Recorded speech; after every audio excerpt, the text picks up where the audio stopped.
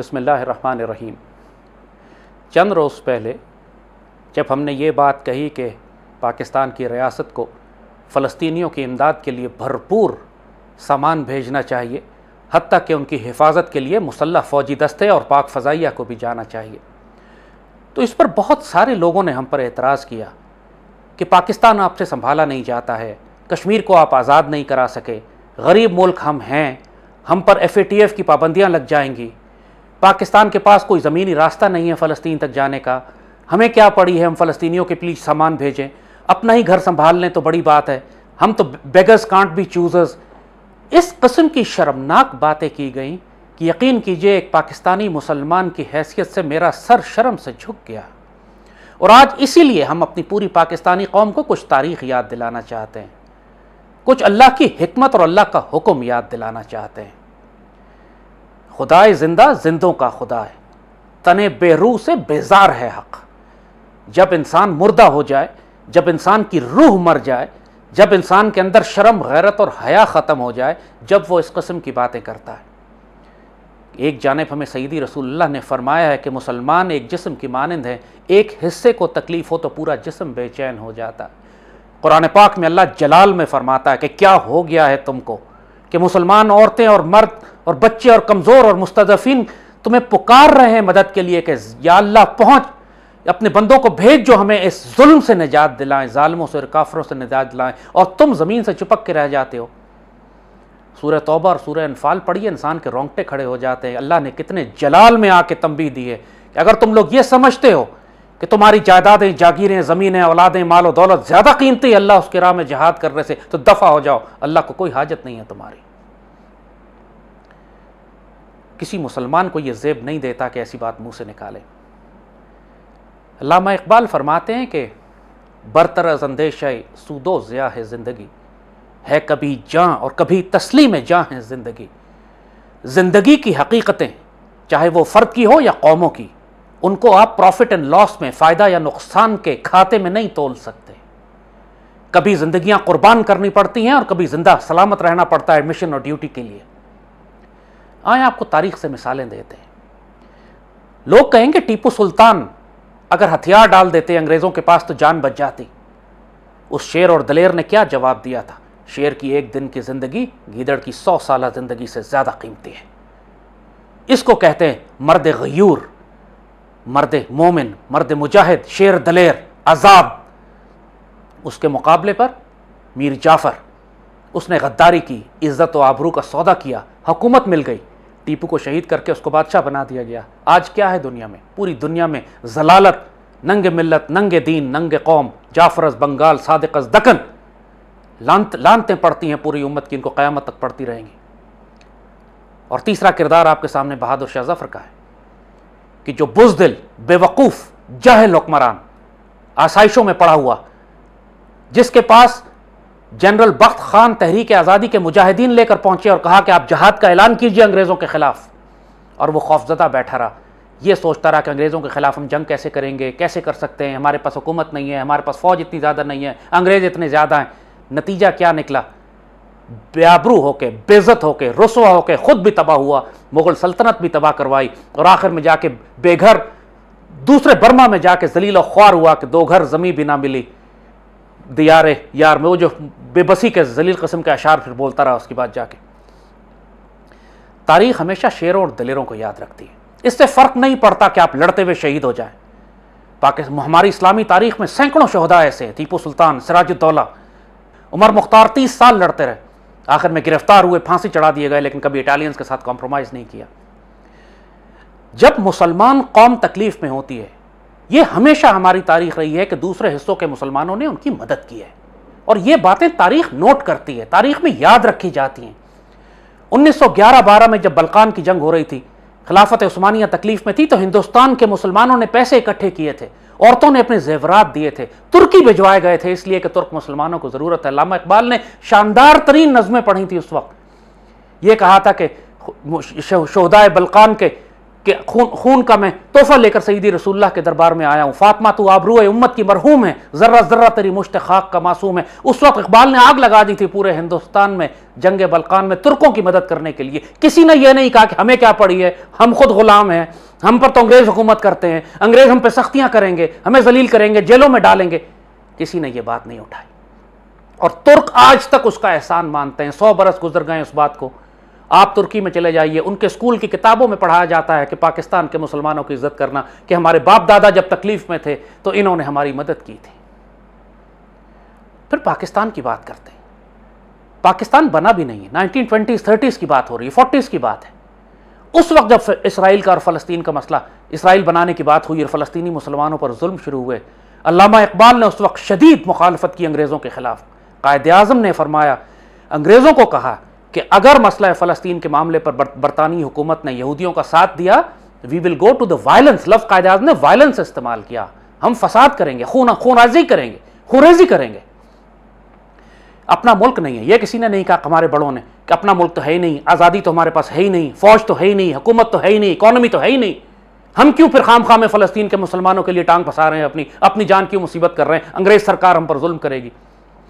برتر از اندیشہ سود و ضیاء ہے زندگی۔ زندگی کی حقیقت یہی ہوتی ہے کہ فائدہ اور نقصان کی کیلکولیشن نہیں کی جاتی، جہاں غیرت دینی کا معاملہ ہو، جہاں شرم حیا آبرو کی بات ہو، جہاں عزت کی بات ہو، جہاں قوموں میں اپنے وقار اور مقام کی بات ہو۔ ایسے یہی بات کہی کہ ہمارے بزرگوں نے اس وقت جو ترکوں کی مدد کی تھی، اس وقت جو فلسطین کے لیے آواز اٹھائی تھی، آج تک دنیا میں عزت ہماری اس وجہ سے ہے کہ ہمارے بڑے وہ کام کر گئے تھے۔ پاکستان بنتا ہے، اس وقت اسرائیل جیسی بنتا ہے، قائد اعظم نے 2.5 لاکھ رائفلیں خرید کر عربوں کو بھجوائیں یہودیوں کے خلاف جنگ کرنے کے لیے۔ جتنا پیسہ اکٹھا کر کے بھیج سکتے تھے پیسہ بھجوایا گیا۔ اس وقت پاکستان بنا تھا، مہاجر آئے تھے، ہمارے پاس پھوٹی کوڑی نہیں تھی، ہم قرض لے کے گزارا کر رہے تھے۔ امیر مسلمانوں نے چندے دیے تھے ریاست پاکستان کو چلانے کے لیے۔ ببول کے کانٹوں سے کاغذ جوڑا جاتا تھا کہ پیپر پین کے پیسے ہمارے پاس نہیں تھے۔ اس وقت قائد اعظم نے 2.5 لاکھ رائفلیں خرید کے فلسطین بھجوائیں۔ پھر جب کشمیر کا معاملہ آیا، کون سی فوج تھی ہمارے پاس؟ اس وقت جنرل آکن لیک اور گریسی انگریز کمانڈر ان چیف تھے۔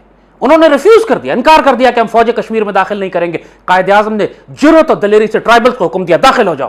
آج اگر گلگت بلتستان آپ کے پاس ہے، آزاد کشمیر آپ کے پاس ہے، قائد اعظم کے اس دلیرانہ جرأت مندانہ فیصلے کی وجہ سے کہ انہوں نے کسی کا انتظار نہیں کیا، یہ نہیں کہا کہ انگریز سرکار کیا کہے گی، دنیا کیا کہے گی، جو کام کرنا تھا مسلمانوں کی غیرت اور آبرو کے لیے کر گزرے۔ انڈونیشیا جنگ آزادی لڑ رہا تھا، ہالینڈ کا قبضہ تھا انڈونیشیا کے اوپر۔ قائد اعظم نے 500 ہندوستانی مسلمان سپاہیوں سے کہا، برٹش آرمی کے، کہ تو وہ جو اس وقت برما گئے ہوئے تھے سیکنڈ ورلڈ وار لڑنے کے لیے، ان کا نمائندہ آیا قائد اعظم کے پاس حکم، انہوں نے کہا نکل جاؤ سیدھا انڈونیشیا اور ہالینڈ کے خلاف جنگ کرو۔ اور آج بھی اگر آپ پاکستان میں انڈونیشیا کی ایمبیسی کا پیج کھولیں تو سب سے اوپر دا بریو 500 کی کہانی، ہم ایموشنل ہو جاتے کہ وہ دلیر لوگ تھے۔ انہوں نے یہ نہیں سوال کیا، ان 500 میں سے ایک بھی واپس نہیں آیا۔ ہالینڈ کے جہاز اسلحہ لے کر کراچی لینڈ کیا کہ وہاں سے انہوں نے انڈونیشیا جانا تھا مجاہدین کو مارنے کے لیے۔ قائد اعظم نے جہاز ضبط کر لیے، پوری دنیا چیختی رہ گئی۔ قائد اعظم نے کہا میں وہ جہاز نہیں دوں گا جس میں وہ اسلحہ بھرا ہوا ہے جو مسلمانوں کو مارنے کے لیے جا رہا ہے۔ الجیریا کی جنگ آزادی تھی، الجیرینز فرانس کے خلاف لڑ رہے تھے۔ اقوام متحدہ میں الجیریا کو مجاہدین کا نمائندہ پہنچا کہ میں یونائٹڈ نیشن سے خطاب کرنا چاہتا ہوں۔ اب ان کے پاس کوئی حکومت نہیں ہے، وہ تو مجاہدین ہیں، الجیریا آکوپیشن فورس، الجیریا کے اوپر فرانس آکوپیشن فورس ہے۔ یونائٹڈ نیشن میں منع کر دیا گیا، انکار کر دیا گیا، آپ کے پاس تو کوئی جگہ ہی نہیں ہے، آپ کیسے آ کے بات کریں گے UN میں؟ آپ کو پتہ ہے پھر کیا ہوا؟ پاکستان نے فوراً اسی وقت الجیریا کو، اس نمائندے کو پاکستانی پاسپورٹ جاری کیا، ان کو پاکستانی شہری بنایا۔ اور جب پاکستان کی باری آئی کہ اب پاکستان بولے گا یونائٹڈ نیشنز میں، تو پاکستان نے الجیریا کو جگہ دی، آپ اپنا کیس لڑیں پوری دنیا کے سامنے۔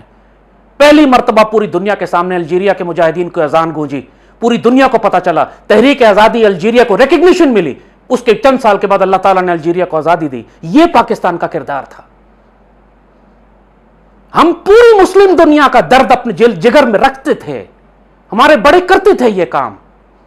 1967 میں جب عرب ممالک تباہ کر دیے گئے، اسرائیل نے اچانک حملہ کیا، انہوں نے پاکستان کو پکارا، پاک فضائیہ گئی، ہم نے جارڈن کے اوپر، ایجپٹ کے اوپر، سیریا کے اوپر، عراق کے اوپر نو فلائی زون قائم کیا. یہی 73 میں ہوا. پھر پاکستان ایئر فورس گئی، ہماری اینٹی ایئر کرافٹ بیٹریز گئی، ہم نے پھر نو فلائی زون قائم کیا ان ملکوں کے اوپر، 11 اسرائیلی جہاز مار کر گرائے. ہم نے اس وقت عرب دنیا کو ڈیفینڈ کیا، فلسطین کو ڈیفینڈ کیا.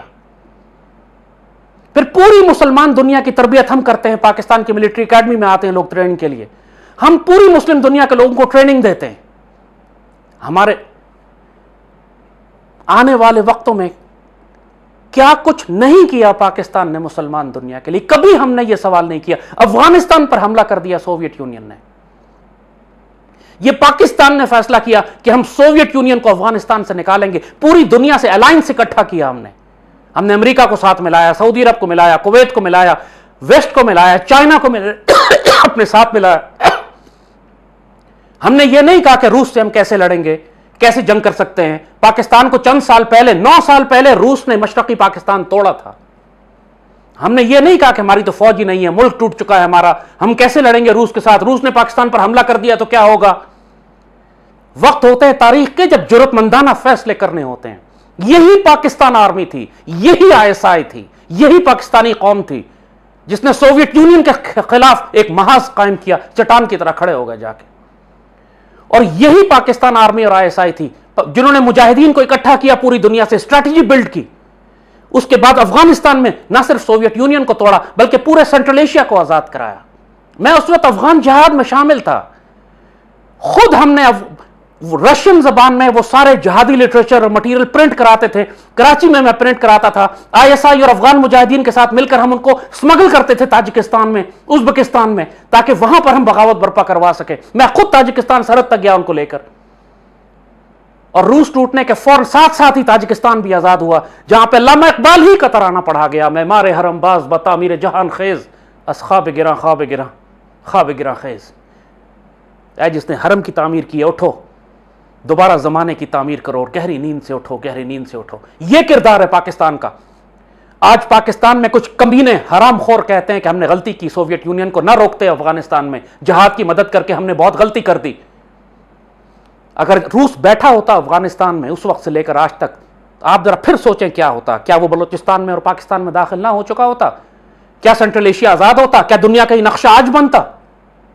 جو کردار پاکستان کا ہے، جو بڑے کہہ گئے تھے کہ پاکستان کی ہاں اور نہ میں دنیا کے فیصلے ہوں گے، یہ تو ہو رہا ہے ابھی بھی. چاہے ہم چاہیں یا نہ چاہیں، پاکستان کو کوئی اگنور نہیں کر سکتا.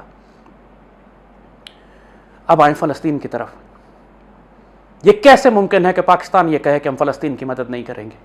لوگوں نے بہانے ہم سے یہی کیے، رستہ ہی نہیں ہے ہمارے پاس جانے کا. او بے شرمو اور بغیر تو ڈوب مرو کہیں بھی جا کے.